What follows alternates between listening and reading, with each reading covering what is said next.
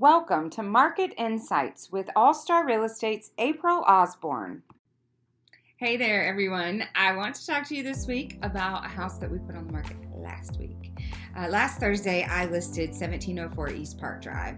I launched the marketing materials as far as social media push, virtual open house, customized webpage, all the stuff, right? And so Friday we had 3 showings. I was very excited. In this market, I think 3 showings on the first day is excellent. And I was happy with it, and the seller was happy with it. So imagine my surprise. Friday afternoon, I get a text message saying, hey, I sent you an offer on East Park Drive. Really? It's been 24 hours since we put it on the market. And in the olden days, a few, even probably last spring, that wasn't unheard of. But in the wintertime, I was really surprised to hear that.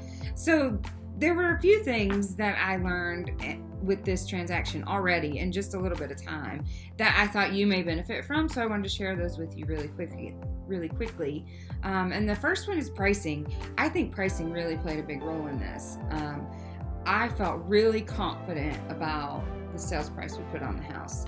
The agents that showed it gave me feedback saying, hey, it's a really good price. The seller, really happy with it. My colleague agreed, hey, you're right. You're nail on the head with this sales price. I always leave it up to the seller. Hey, seller, here's what I think it's worth.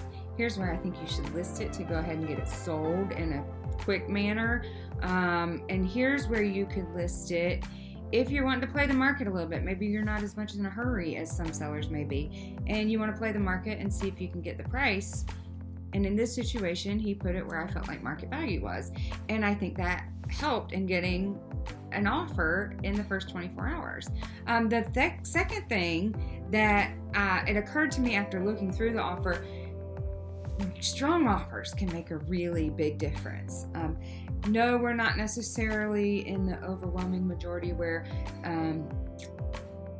everything's multiple offers at the moment. We're not seeing that, but a strong offer can get the house for you.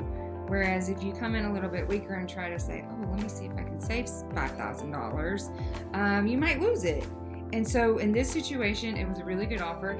It doesn't have to be over asking. You don't have to hand the seller everything on a silver platter. We're done with no appraisal, no home inspection, at least for now, and quite frankly, I hope forever, because I don't think it's good for anyone. You can put in a strong offer without it being a silly offer. And so that's what happened here. And it got that buyer the house. He accepted the offer as it was written.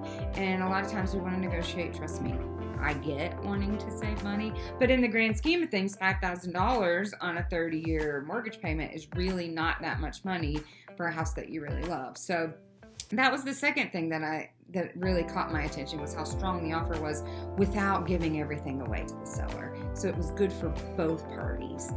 The third thing that I think made a difference was that the house was neat and clean, organized. The seller had meticulously maintained it, but it wasn't updated to the gill.